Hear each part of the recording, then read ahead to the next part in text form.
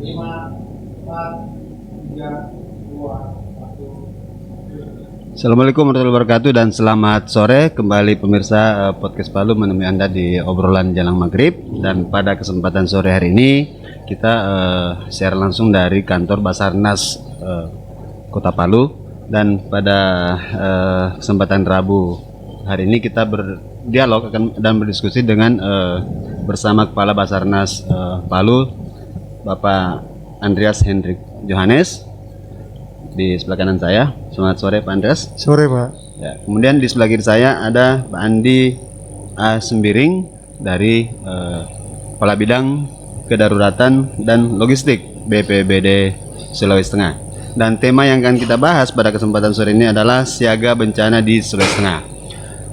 Baik, kita langsung saja kepada kedua narasumber, mungkin kepada Kepala Basarnas Kota Palu dulu atau Badan Pencarian Kantor Pencarian dan Pertolongan Kota Palu. Pak, ini baru-baru 2 hari lalu kita ada musibah, ya, satu kapal yang memuat rombongan kandidat salah satu pasangan calon di Bangga Laut itu mengalami kecelakaan laut. Apa bisa dijelaskan Pak untuk sampai hari ini di detik ini seperti apa kondisi perkembangan pencarian Pak? Oke, baik. Selamat sore kami sampaikan buat pendengar pemirsa. Perlu kami sampaikan awal bahwa kejadian terjadi itu 3 hari yang lalu pada saat kami mendapat informasi atau laporan juga itu dari pihak BPBD Bangga Laut, ya, bahwa menyampaikan ke kami itu menyatakan bahwa telah terjadi kecelakaan laut speedboat Faja dengan mesin 180 PK. Awalnya disampaikan POB-nya 10. Nah, jadi kita menerima hal itu, langsung kami selaku Kepala Basarnas memerintahkan segera membentuk posko dan kita melaksanakan operasi SAR. Nah, pada jam 17.15 karena kita dapat laporan itu sekitar jam 16.50 bahwa telah terjadi kecelakaan, tetapi sudah dilaksanakan operasi evakuasi oleh beberapa unsur potensi SAR yang ada di Bangga Laut dan telah mengevakuasi 4 orang pada jam 14.30 dalam keadaan selamat. Kemudian jam 15.30 itu dievakuasi lagi 3 orang tapi dalam keadaan meninggal. Kemudian berarti yang sudah didapatkan adalah 7, tersisa 3. Makanya hari pertama kita laksanakan pencarian, kita memberangkatkan KN SAR Bisma punya Kansar Palu yang home base-nya di Banggai Luwuk untuk mengikuti operasi SAR, dan diberangkatkan juga dari Luwuk saat itu juga, dan sampai di lokasi bergabung dengan potensi tim SAR yang ada di Bangga Laut, sehingga kami semua sudah terhimpun di dalam satu tim SAR gabungan untuk melaksanakan operasi SAR. Hasil pertama, hari pertama sisa 3 itu tidak ketemukan. Kita bermalam dan melanjutkan lagi. Hari kedua pencarian kita sudah pakai 2 alut, 1 alut dari kita yaitu KN SAR Bisma, kemudian dari BPBD Bangga Laut mempergunakan speedboat. Nah, hasil operasi pencarian hari itu masih berfokus pada daerah di mana terjadi kecelakaan. Hasilnya juga nihil. Kemudian sementara kita melaksanakan operasi pencarian, kami mendapat informasi dari BPBD Bangga Laut bahwa ada pemutahiran data POB yang tadinya 10 menjadi 11. Oke, saya sampaikan tidak jadi masalah, yang penting datanya valid. Ternyata disampaikan ke kami datanya valid Pak. Oke, kalau begitu ya kita laporkan ke kantor pusat Basarnas bahwa pemutahiran data POB dari 10 jadi 11. Kemudian dari 11 itu yang tadinya 3, dalam pencarian ditambahkan 1, jadi 4. Jadi yang terakhir yang dapat data masuk itu adalah Pak Robert, 38 tahun, jenis kelamin laki-laki. Sehingga saat ini kami melaksanakan operasi pencarian terhadap speedboat Fajar itu adalah 4 orang. 4 orang ya. Dia masih dicari Pak ya? Masih dicari 4 orang sampai saat ini. Sampai saat ini Pak ya. Di operasi SAR hari ketiga. Ada kendala Pak dalam pencarian ini? Ya memang kendalanya ada, setiap kegiatan tetap ada kendala, tetapi kendala itu bisa kita meminimalisir. Cuaca di lokasi memang ekstrim, tetapi perubahannya sangat cepat. Ya. Dalam waktu cepat bisa ekstrim, dalam waktu cepat juga keadaannya lagi tenang, sehingga kita bisa meminimalisir keadaan tersebut. Jadi dilaporkan oleh tim SAR gabungan di lokasi sampai sore hari ini masih nihil, dan kami akan melaksanakan rencana pelaksanaan operasi untuk hari esok nanti malam. Demikian. Ya, Pak Gansar, terima kasih informasi awalnya untuk pencarian di Banggai Laut atas tenggelamnya sebuah kapal rombongan dari salah satu pasangan calon di Kabupaten Banggai Laut. Nah, ke Pak Andi selaku Kepala Bidang Kedaruratan dan Logistik di BPBD Provinsi Sulawesi Tengah. Ya. Sejauh mana kesiapan BPBD Sulawesi Tengah sendiri melihat saat ini kan kita dalam situasi La Nina. Ya. Nah, itu potensi banjir, longsor dan sebagainya itu sudah disampaikan dari BMKG yang lalu bahwa itu ancaman yang besar. Nah, BPBD sendiri melihat itu seperti apa dalam proses kesiapan dan sebagainya untuk menjaga kemungkinan terjadi. Terima kasih. Jadi untuk dalam hal ini dari pihak kami BPBD Provinsi Sulawesi Tengah itu memang semenjak bulan Oktober kami sudah diinstruksikan untuk siaga terkait dari efek badai La Nina yang memang dampaknya itu sama sekali tidak bisa diprediksi. Itu teman-teman dari BMKG juga menyampaikan hal seperti itu, karena pusat sentral informasi terkait cuaca ataupun kondisi perairan itu kami menunggu info yang valid dari BMKG. Jadi dalam hal ini setelah kami mendapat informasi awal itu memang instruksi dari BNPB untuk segera menyiagakan seluruh personil yang ada di kabupaten. Dalam hal ini teman-teman BPBD kabupaten dan unsur terkait beserta unsur-unsur relawan penanggulangan bencana atau kemanusiaan. Jadi memang dalam hal kesiapsiagaan ini kami fokus di beberapa titik yang termasuk di dalamnya itu 3 kabupaten terujung di wilayah timur, Banggai Kepulauan, dan Banggai Laut. Karena memang semenjak awal kami sudah coba informasikan bahwa setiap pergerakan penumpang tolong itu dari sisi keamanannya diprioritaskan. Jadi memang karena yang kita takutkan kan kalau untuk 3 kabupaten tersebut itu betul-betul memang situasi yang tidak bisa diprediksi di perairan. Jadi kalau untuk kabupaten-kabupaten lain karena ini berbeda-beda, jadi kami menyampaikan juga untuk siaga secara menyeluruh. Jadi tidak ada siaga banjir, siaga longsor, tapi siaga secara menyeluruh. Ini siaga bencana. Iya, siaga bencana. Jadi instruksi juga dari Bapak Gubernur kepada kami untuk selalu setiap saat merutinkan mengkontrol seluruh teman-teman di kabupaten. Kalau segera ada informasi itu tolong segera informasikan ke kami. Jadi itu instruksi langsung dari Bapak Gubernur kepada kami, karena memang ya situasi bencana ini terutama wilayah Sigi dan Donggala ini agak memprihatinkan sampai sekarang. Mungkin ada pemetaan Pak Andi di BPBD daerah mana saja yang punya potensi atau kerawanan yang tinggi, sedang atau sampai ringan? Ya kalau untuk kerawanan memang agak sulit kami petakan sekarang. Jadi informasi dari BMKG itu memang untuk Sulawesi Tengah menyeluruh, Pak. Menyeluruh ya? Iya, itu menyeluruh. Dan untuk tingkat kerawanannya pun baik tinggi, sedang, rendah, itu memang prediksinya agak sulit. Karena teman-teman di BMKG sendiri menyampaikan La Nina ini mudah-mudahan target yang diprediksi itu sampai bulan Maret, itu mudah-mudahan berakhir di bulan Desember atau bahkan bulan ini. Jadi memang untuk seluruh teman-teman di kabupaten dalam hal penanggulangan bencana kami tidak memilah-milah lagi, Pak. terkait tingkat kerawanan, tapi bagaimana siaga ketika terjadi sesuatu dan hal-hal yang tidak diinginkan. Jadi itu saja Pak.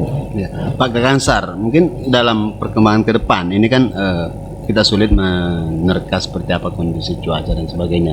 Nah, peranan Basarnas sendiri dalam mungkin mendorong bagaimana kapal-kapal atau dengan tentunya bersama pihak lainnya, pihak terkait misalnya KPLP atau Sabandar misalnya, memastikan bahwa boleh berlayar atau tidak, dan tentu juga Basarnas sudah menyiapkan personil dan kapal-kapal untuk siap melakukan evakuasi ketika terjadi sesuatu.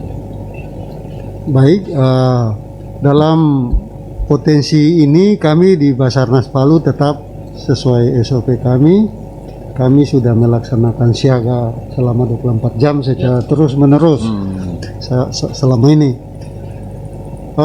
Kemudian kami juga sudah instruksikan kepada anggota kami baik di Palu maupun di pos-pos SAR untuk meningkatkan kesiapsiagaan dan selalu berkoordinasi dengan stakeholder potensi SAR yang ada di wilayah kerjanya masing-masing untuk secara cepat menangani insiden yang terjadi. Nah, dengan segala fasilitas kami yang kalau kami menilai juga cukup terbatas fasilitas dengan personil, karena wilayah Sulawesi Tengah ini cukup luas, Pak. Luas perairannya.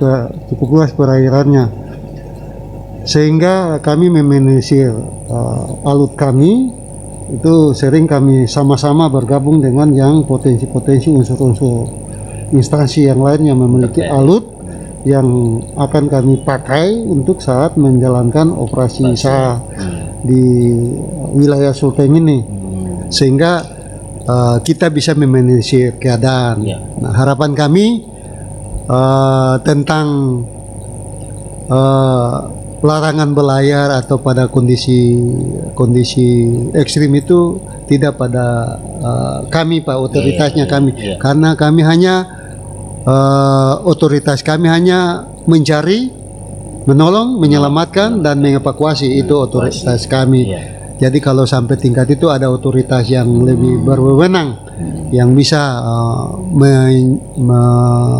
menyiarkan hal itu kepada masyarakat.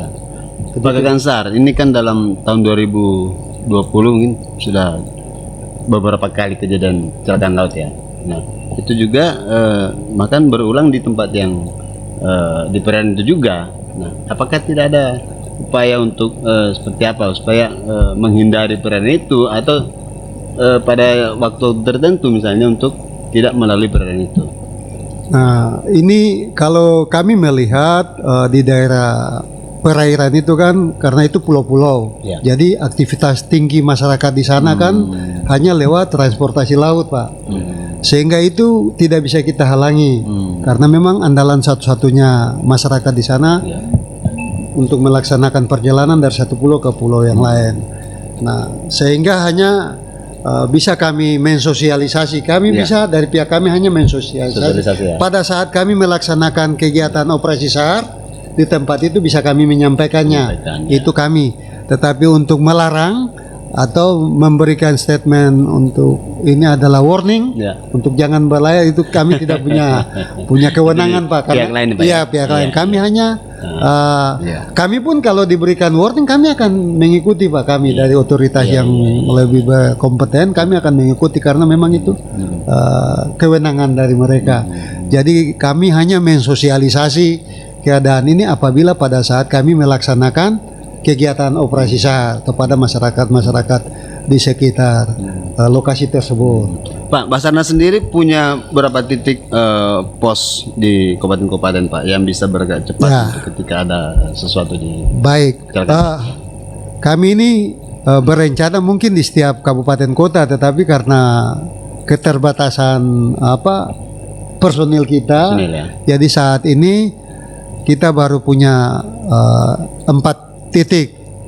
Yang pertama itu pos SAR di Parigi Montong, itu ada membawahi, walaupun di Parigi Montong tapi ada membawahi beberapa kabupaten di sekitar Parigi Montong. Kemudian Banggai, pos SAR di Lubuk itu membawahi beberapa kabupaten juga. Kemudian di Toli-Toli membawahi Bapak Morowali. Morowali. Jadi ya, baru sekitar 4 titik tambah Palu 5. Ya, Itu pun personilnya sangat terbatas. Kita di Palu saja sudah terbatas. Makanya kita hanya membackupkan 5 sampai 6 personil di masing-masing pos. Tingkat ini walaupun sedikit tetapi kami sering berkoordinasi dengan Pemda setempat, BPBD, instansi TNI Polri untuk sama-sama melaksanakan kegiatan operasi SAR. Karena kenapa demikian? Operasi SAR yang kita laksanakan itu bukan semata-mata Basarnas, Pak. Itu kita sudah disebut tim SAR gabungan. Iya. Nah, jadi di dalam itu siapa saja masyarakat yang terlibat di situ pun disebut tim SAR gabungan. Jadi kita tidak memajukan institusi kita, tidak, Pak. Betul. Karena kita menghimpun, kita memang leadernya, kita menghimpun semua. Ayo, yang bisa melaksanakan ini, mari kita sama-sama. Mungkin itu yang bisa kami sampaikan. Pak, pencarian terus lakukan. Biasanya kan ada batas waktu itu, 7 hari misalnya untuk pencarian tahap pertama. Nah, ini sudah hari ketiga ya.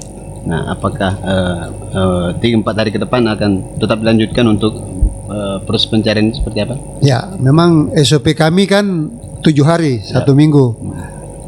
Ini hari ketiga dan kami berencana besok hari keempat kita akan melaksanakan operasi pencarian wilayah.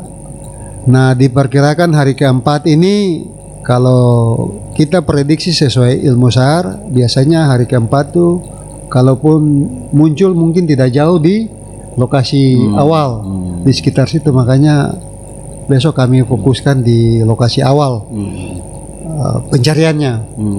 Demikian, Pak. Pak Andi, nah kita kan ini kan tadi soal SDM ya, terbatas menempatkan personil di daerah.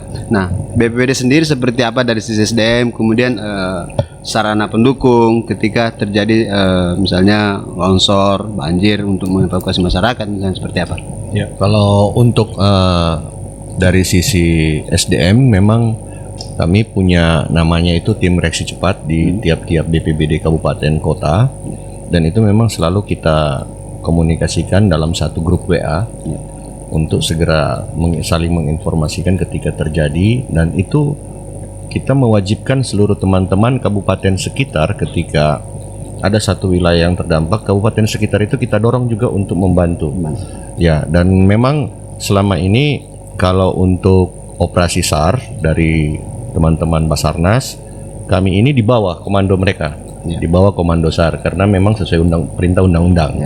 Jadi kayak kejadian barusan di Banggai Laut, kami langsung informasikan untuk segera menyampaikan ke Basarnas dan mengerahkan seluruh sumber daya yang ada, yang termasuk ada juga teman-teman dari Banggai Kepulauan, karena ada di Banggai itu ada 3 alut yang tersedia di Banggai masing-masing, terus yang ready itu di Banggai Kepulauan dengan Banggai Laut, itu yang tersedia. Jadi kalau untuk pemanfaatan SDM atau ketersediaan SDM memang kami cukup dengan tidak cukup itu agak sulit diukur, karena konstelasi terkait bencana yang terjadi ini tahun ini saja itu sudah ada kurang lebih 200 kejadian di seluruh Sulawesi Tengah. Iya, itu ada kurang lebih 200 dan itu beda-beda. Ada yang memang cuman banjirnya sebentar, ada yang memang agak berlarut-larut, begitupun juga dengan longsor. Tapi dalam hal ini alhamdulillah semua penanganan darurat itu bisa kita koordinasikan dengan teman-teman di kabupaten kota. Gitu. Oke, sambil minum mungkin Pak, ke Pak Kakansar. Ya, ada pencarian melalui laut, kapal Bisma untuk aktif melakukan pencarian di laut. Nah, tentu apakah SAR juga melibatkan pihak lain, misalnya Polairut misalnya, yang lewat udara kah untuk melakukan pencarian? Iya, Pak. Perlu kami sampaikan hari ini kami dari kemarin sudah libatkan Polairut, personil mereka on board di kapal kita. Nah, hari ini dengan mempergunakan fasilitas yang dipunya Polairut, yaitu rubber boat. Jadi hari ini kita pencarian tim SAR gabungan dibagi 3. Jadi pakai kain SAR Bisma, kemudian pakai speedboat KPLP dan pakai rubber boat dari Polairut. Nah, dalam pelaksanaan kegiatan hari tadi dan hasilnya nih ya. Demikian Pak. Pencarian laut udara gimana Pak? Pencarian lewat udara kan sampai saat ini kami memang telah memikirkan ke situ, tapi karena memang cuacanya berubah-ubah begini, jadi kami masih Rawan masih Jadi pergunakan dulu pakai yang laut. laut ya. Memang kalau dipikir lebih efektif sih pakai udara karena daerah jangkauannya cukup luas dari atas. Ya. Cuma karena cuacanya sering ekstrim, tiba-tiba begini, tiba-tiba Perubahannya cepat. Jadi kita tidak bisa memprediksi. Ya. Sekarang prediksinya BMKG bilang ini sudah clear nih. Tiba-tiba ke sana langsung close. Ini kan jadi ya, makanya untuk saat ini mungkin kita masih pergunakan kayak Wisma sama alut-alut yang punya Pol Arut, kemudian punya BPBD. Nanti kami akan mengembangkan situasinya sampai kemana. Seperti itu Pak. Pak Andi, dari sisi logistik seperti apa kita di BPBD Provinsi di Sulawesi Tengah ini untuk ketika ada bencana di daerah-daerah yang terjadi? Ya, kalau dari sisi logistiknya sendiri, insya Allah sampai bulan Desember kami masih cukup. Yap. Jadi ketika teman-teman di kabupaten kota yang terdampak itu memang kami harapkan bagaimana peran dari Pemdanya terlebih dahulu. Ketika mereka memang agak terkendala dengan logistik, baru kami akan membackup dengan logistik yang memang sudah tersedia di BPBD provinsi. Dan memang logistik yang tersedia itu kami juga sering berkoordinasi dengan Dinas Sosial provinsi karena mereka memang secara nasional itu termasuk salah satu klaster logistik untuk kebencanaan. Jadi kalau untuk pengerahan SDM yang tersedia walaupun sumber daya peralatan logistik insya Allah masih siap untuk sampai akhir tahun. Ya. BMKG kan mengingatkan bahwa La Nina ini kemungkinan akan memuncak di Desember. Iya. November Desember seperti puncaknya. Jadi kita masih panjang ke depan ini. Iya. Untuk menghadapi mungkin sampai Januari Februari malah. Iya. Nah, ini cukup panjang ini.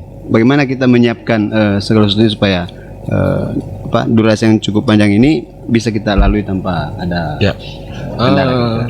Kalau untuk kelanjutan dari kan biasanya ini awal tahun karena anggaran baru itu semua jadi kendala.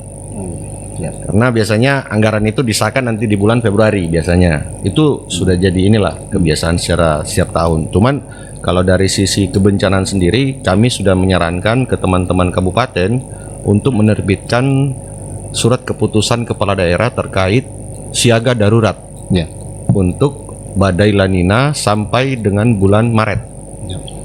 Kenapa kami menyarankan seperti itu? Itu sebenarnya gunanya dalam hal pengerahan sumber daya yang ada itu bisa menggunakan akses-akses yang memang kita sistemnya diskresi. Jadi aturan ada itu bisa kita lewati karena sifatnya darurat. Dan dalam hal ini di BNPB sendiri di Jakarta sendiri itu memang menyiapkan yang namanya dana siap pakai. Jadi dalam hal kesiapsiagaan darurat itu dibolehkan untuk menganggarkan, untuk mengalokasikan, untuk membiayai. Jadi memang kenapa siaga darurat ini disamakan harus diterbitkan SK siaga darurat oleh kepala daerah karena dalam darurat sendiri itu ada 3 unsur. Ada siaga darurat, ada tanggap darurat, dan ada transisi darurat. Dan tiga-tiganya ini memang di dalam Undang-Undang 24 itu diberi kewenangan untuk mengalokasikan, membiayai, ataupun merencanakan secara tidak terduga. Apakah itu melalui belanja tidak terduga di masing-masing Pemda, ataupun memang kita bisa juga meminta langsung ke pihak BNPB melalui alokasi dana siap pakai. Nah, karena itu kan biasa menjadi masalah itu. Tiba-tiba terjadi, kita tidak siap ini, anggaran tidak siap, karena mungkin ada bukan hari kerja misalnya, sementara bendahara itu kan tidak mungkin dalam singkat bisa mengeluarkan. Benar. Jadi tentu harus ada dana siap yang kapan saja bisa digunakan itu. Memang untuk seluruh kabupaten ini kami selalu sering dan rutin mengajukan seperti itu, menyarankan Cuman ini kan biasanya tergantung dari kebijakan kepala daerah masing-masing, Pak. Ya.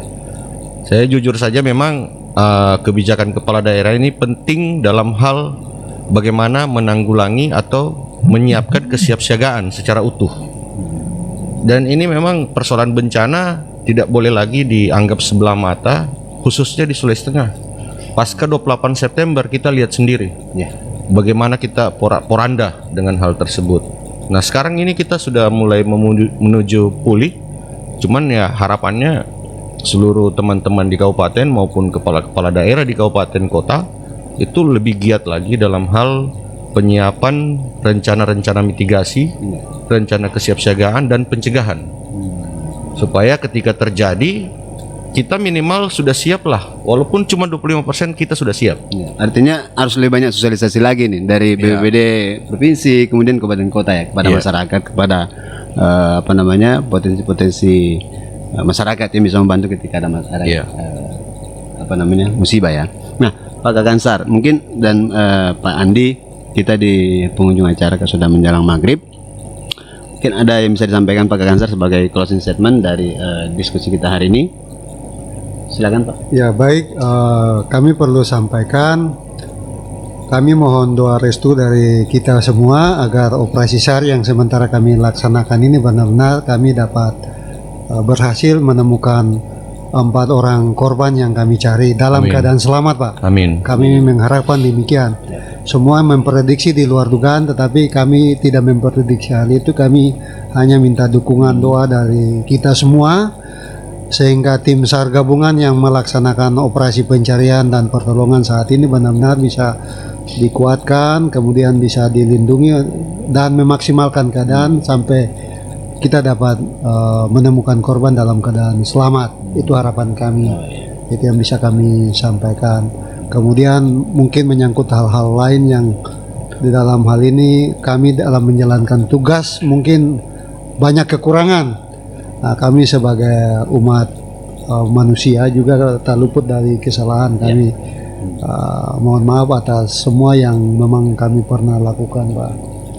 Ke depan kami akan membenahi itu sedikit demi sedikit agar kami dan pemerintah serta masyarakat di Sulawesi Tengah ini bisa aman, kemudian bisa merasa nyaman.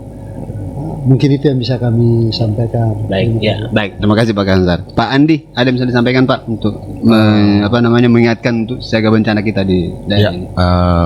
Untuk kesiapsiagaan dalam menghadapi bencana efek dari badai La Nina yang menerpa kita, sangat diharapkan peran serta masyarakat, lembaga dan seluruh unsur-unsur yang ada di dalam pemerintahan untuk segera menginformasikan, menyampaikan kepada pihak-pihak terkait ketika ada terjadi sesuatu dan lain hal yang sifatnya memang itu darurat.